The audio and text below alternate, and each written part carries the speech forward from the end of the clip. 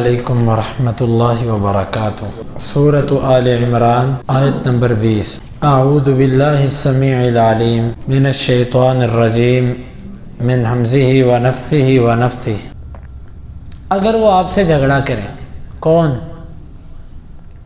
عیسائی یا جو اہل کتاب ہے۔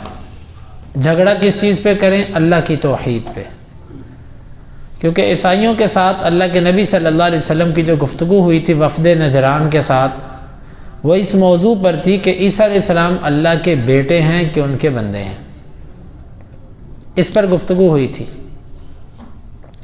اگر وہ اس پر آپ سے جھگڑا کریں اور وہ اپنے غلط موقف کو چھوڑنے کے لیے تیار نہ ہوں، فَقُلْ أَسْلَمْتُ وَجْهِيَ لِلَّهِ، آپ ان سے کہہ دیں کہ میں نے تو اپنے چہرے کو اللہ کے تابع کر دیا۔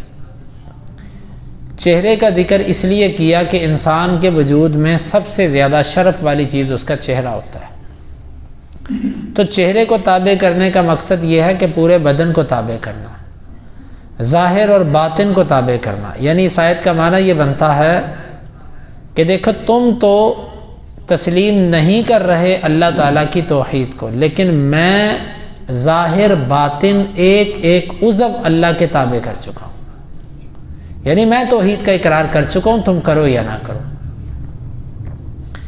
وَمَنِ اتَّبَعَنِ، اور جس نے میری پیروی کی ہے وہ بھی اپنے وجود کو اللہ کے تابع کر چکا ہے، تم اگر نہیں کرتے تو نہ کرو، میں نے تابع کر دیا۔ وَقُلْ لِلَّذِينَ أُوتُوا الْكِتَابَ وَالْأُمِّيِّينَ أَأَسْلَمْتُمْ، اور آپ پہلے کتاب یعنی عیسائیوں سے کہہ دیجئے یا یہودیوں سے کہہ دیجئے، والأمیین، اور جو امی ہیں، اس سے مراد عرب کے جو مشرکین تھے، آپ ان سے کہہ دو اَأَسْلَمْتُمْ، کیا تم بھی تابع ہو چکے ہو؟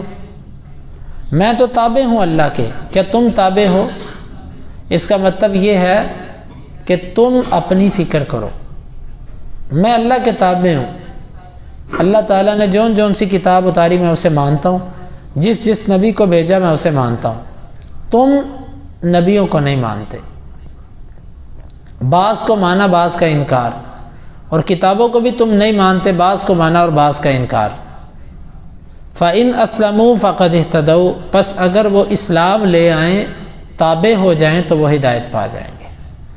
اس سے معلوم ہوتا ہے کہ اسلام ایک عالمگیر مذہب ہے، اسلام صرف عربوں کے لیے نہیں تھا، کیونکہ اللہ تعالیٰ نے اہل کتاب کا ذکر بھی کیا اور امیوں کا ذکر، سب کا ذکر کرنے کے بعد کہا فَإِنْ أَسْلَمُوا فَقَدْ اهْتَدَوْا، اگر وہ اسلام لائیں گے تو ہدایت پائیں گے۔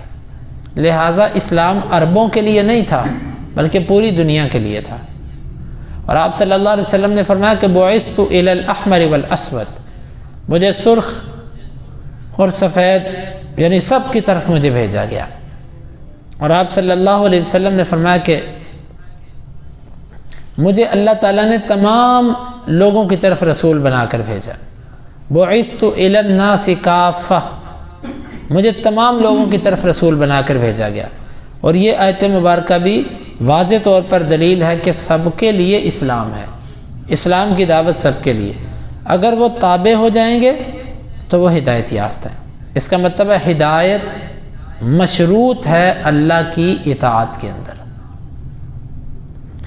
اور پھر جو بندہ جتنی ہدایت کرے، جتنی اطاعت کرے گا اس کو اتنی ہدایت ملے گی۔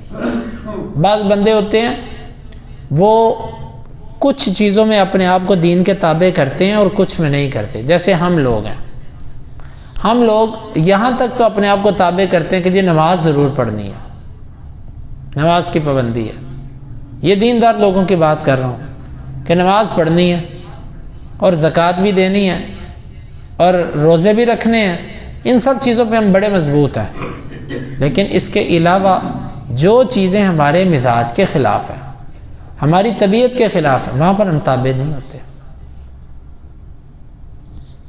اللہ تعالیٰ نے فرمایا فَإِنْ أَسْلَمُوا فَقَدْ اهْتَدَوْا، اگر وہ ہدایت لائیں گے، اسلام لائیں گے تو ہدایت پا جائیں گے۔ مطلب ہے ہدایت، اسلام کا معنی یہاں پر تابع ہونا، تو جتنی کہ کسی بندے میں تابع داری ہوتی ہے اس کو اسی کی بقدر ہدایت ملتی ہے۔ اگر کوئی من وان پورے کا پورا تابع ہو جائے اللہ اس کو پوری ہدایت عطا کر دیتا ہے، لیکن اگر کچھ بندہ پورا تابع نہیں ہوتا، چند چیزوں میں تابع ہوتا، تو اللہ اس کو اتنی کی ہدایت دیتا ہے۔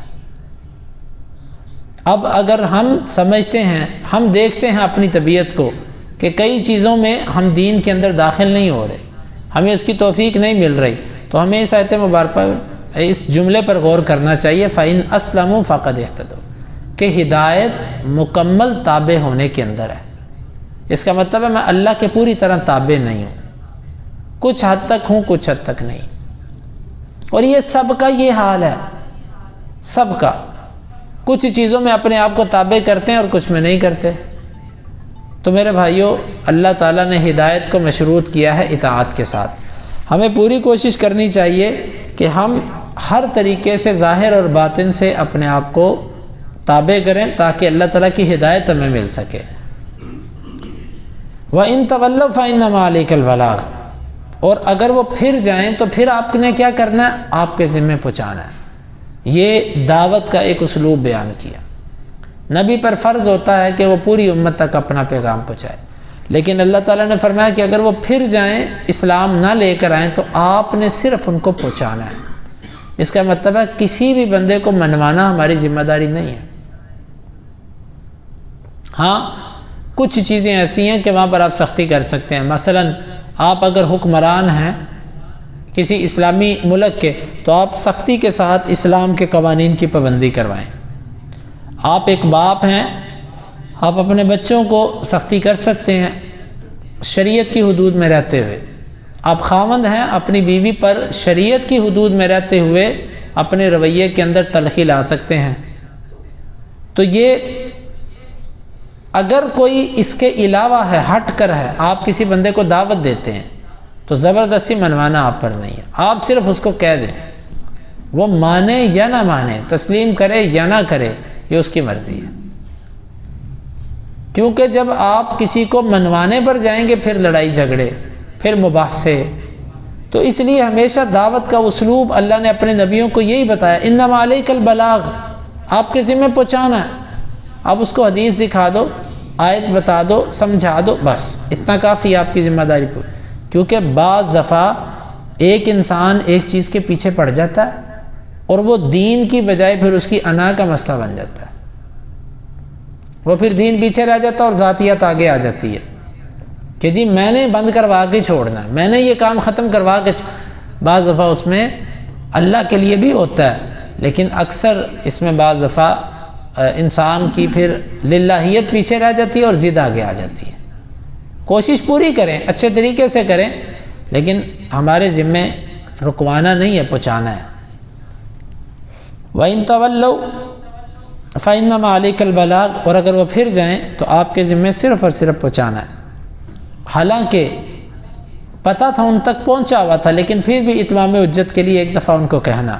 واللہ بصیر بالعباد، اور اللہ تعالیٰ اپنے بندوں کو خوب دیکھنے والا ہے۔ اللہ رب العالمین سے دعا ہے اللہ تعالیٰ اس آیت مبارکہ کو سمجھنے کی اور اس کے تقاضوں کو پورا کرنے کی توفیق عطا فرمائے۔